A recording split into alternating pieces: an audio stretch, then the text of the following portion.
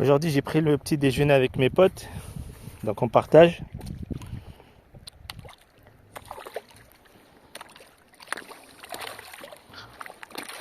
Ils sont puissants, hein. C'est des biscuits super durs, des petits beurres. Ils attaquent, c'est des piranhas.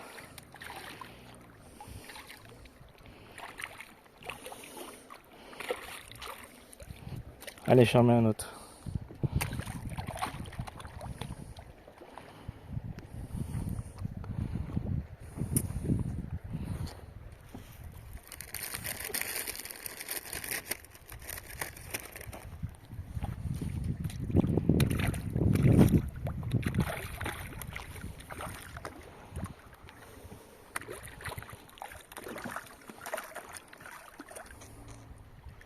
À l'année prochaine. Là, je vais rentrer là. C'est le moment. Ah, ça va me manquer.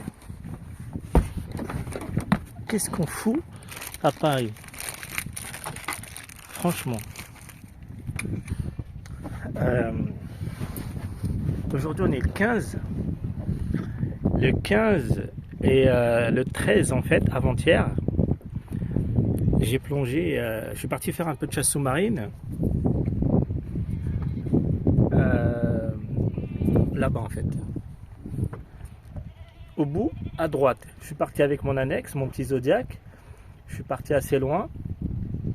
C'était une bonne journée pour plonger et chasser. Donc c'est ce que j'ai fait, je suis parti. Et en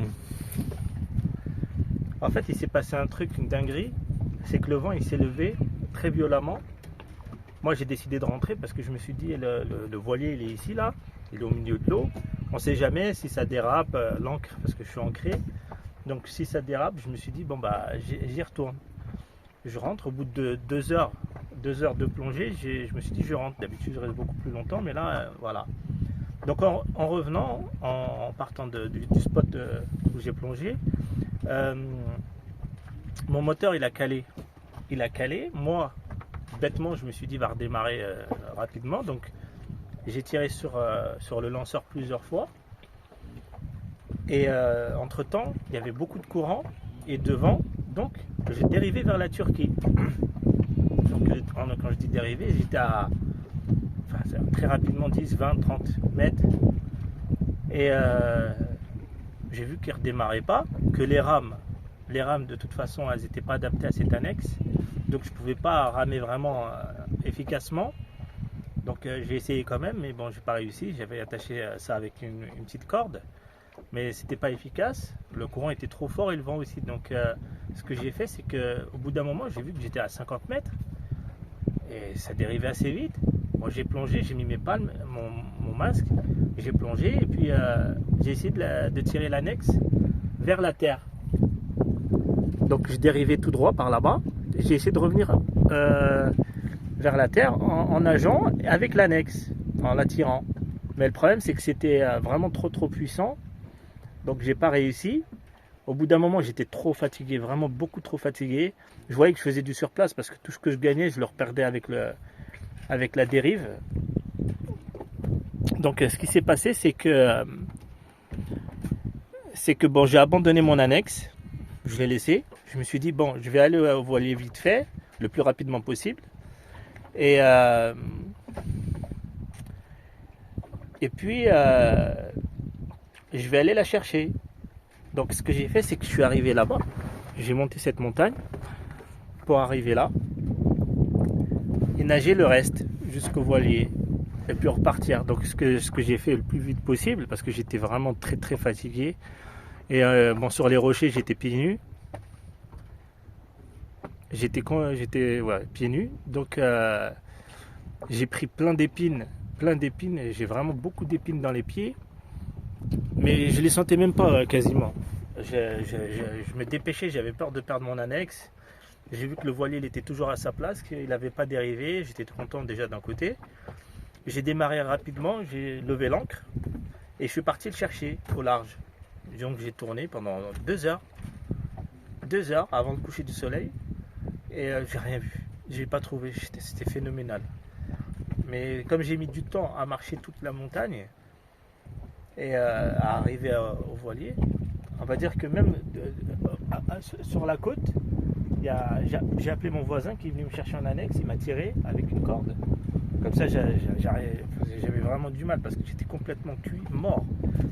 J'ai même eu du mal à revenir quand j'ai abandonné l'annexe parce que j'avais tellement donné pour tirer, pour la tirer en nageant. Donc j'étais cuit, mort. L'acide lactique dans les jambes, je sentais plus rien. J'arrivais même pas à marcher au début. Donc ce qui s'est passé, c'est que bon, j'ai sondé le secteur là-bas. Je suis parti loin, quasiment vraiment à la frontière turque. Je me suis dit, bon, l'annexe, je vais la retrouver, quoi. Ben non, je ne l'ai pas retrouvée. Hier, je suis parti voir les gardes-côtes. Je suis parti voir les gardes-côtes en Grèce, bien sûr, le port à côté. Le mec, il a même pas essayé d'appeler, rien du tout, il en avait rien à foutre. Mais vraiment rien à foutre, il me parlait d'argent, il m'a dit que si on faisait des recherches, ça me coûterait plus cher que l'annexe. J'ai mon frère qui a appelé de France. Il a appelé la Turquie, les gardes-côtes turcs. Ils ont pris ses coordonnées. Ils ont dit que s'il la retrouvait, il m'appellerait. Et le garde-côte turc aussi au téléphone, il les a appelés. Parce que moi, mon anglais, il est foutu. Donc, ils étaient sympas, hein, ils m'ont dit de me rapprocher du port, mais quand je me suis rapproché du port et des gars, ils en avaient rien à foutre. Mais complètement, il n'a même pas appelé une fois, il a dit laisse tomber, tu la retrouveras pas, il est parti vers la Turquie, c'est mort. Même pas fait l'effort, donc là aujourd'hui, 2 jours après, j'ai pas de nouvelles. Je considère que j'ai perdu mon fusil, ma GoPro, mon moteur d'annexe, mon annexe, ma ceinture de plongée, quelques outils qu'il y avait dedans pour le moteur en plus. Ça fait quoi? Ça fait 2000 euros. 2000 euros à peu près. Ouais, 2000. Ouais, 2000 euros avec l'équipement, tout l'équipement qu'il y avait dedans, 2000 euros pour le refaire. En neuf. Donc là, je vais repartir vers Samos, vers mon port d'attache, c'est le moment. J'ai bien profité, franchement, j'ai perdu ça, mais j'ai pris de l'expérience, j'ai compris plein de choses. Ça s'est pas trop mal fini parce que je suis là, que mon moteur, mon voilier marche bien. Maintenant, je vais rentrer vers le port, mon port d'attache. Je vais essayer de sortir pour préparer mon bateau pour l'année prochaine. J'ai passé des excellents moments, vraiment. S'il n'y avait pas eu ce petit truc à la fin, bon, là je suis un peu deg, mais c'est pas grave. Franchement, je suis content, j'ai tellement profité, j'ai tellement kiffé, j'ai tellement appris. Et maintenant je pense à l'année prochaine. Bon, l'année, je la refais, c'est pas grave. Mais voilà, il s'est passé ça. C'est quand même dangereux, c'est-à-dire faut vraiment prendre compte, faut pas se dire ça va passer, voir le meilleur tout le temps, te dire voilà, comme moi là j'ai fait avec le bateau, je me suis dit bon il va redémarrer parce qu'il redémarre tout le temps, donc j'ai pris le risque que ça dérive plus loin. Quand tu vois qu'il y a un problème, n'hésite pas, tu plonges. Par exemple là, ce que j'aurais dû faire, j'aurais dû plonger tout de suite, j'étais à 3-4 mètres, j'aurais tout donné avec les palmes, j'aurais réussi à me rapprocher du bord et m'accrocher. Moi je l'ai joué, j'ai confiance en mon moteur, il va redémarrer, il n'y a pas de souci, non. En mer, il ne faut pas rigoler. C'est voilà la preuve. J'ai perdu mon annexe, mais j'aurais pu perdre beaucoup plus. Donc là, bon, beaucoup plus. J'étais pas loin de la Turquie, j'étais arrivé vers la Turquie, donc j'aurais pu aller en Turquie. Mais il y avait des grosses vagues après, et c'est quand même faire attention. Il faut faire attention. Maintenant, avec le recul, j'aurais pas fait pareil.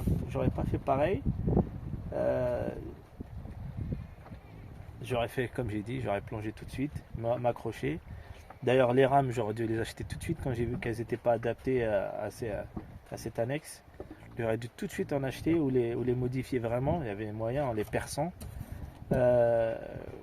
J'aurais dû prendre une ancre avec une plus longue corde pour au cas où voilà, je jette l'ancre.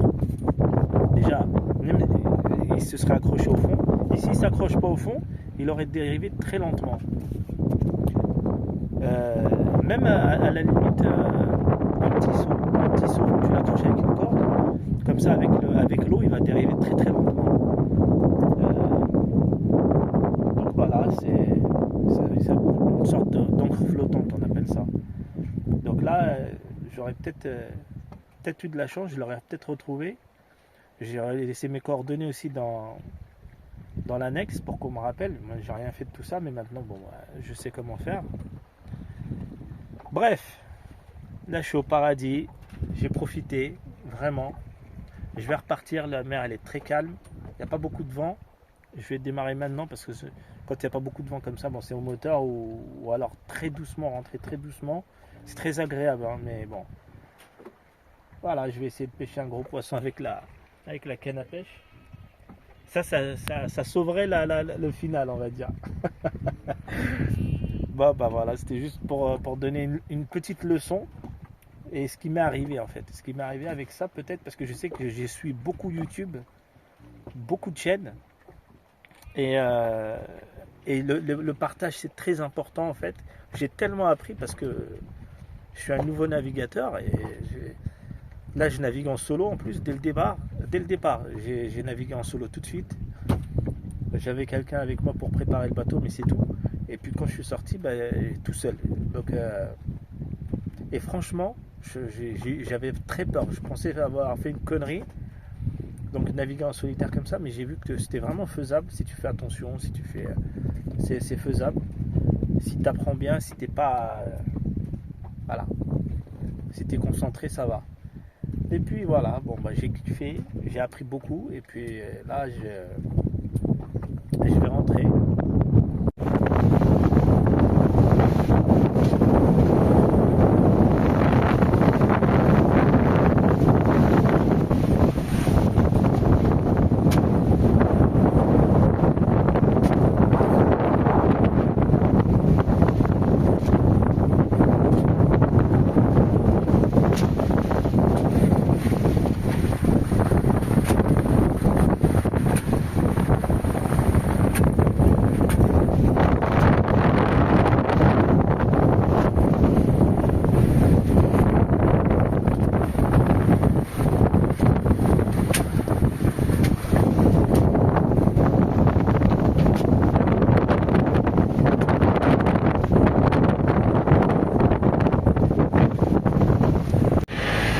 Fini la saison, là on va le remettre à sec pour l'hiverner pour l'année prochaine.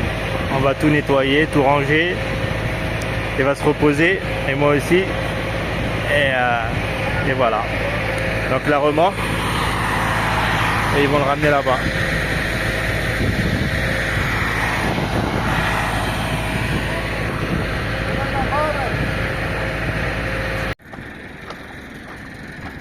Retour à sa place initiale. J'étais là, je suis content parce que quand je le prépare, je peux voir la plage juste derrière. Je peux prendre tout mon temps, j'ai une belle vue et ça c'est cool. Je serais par là, c'était pas pareil. Mais là c'est l'une des meilleures places.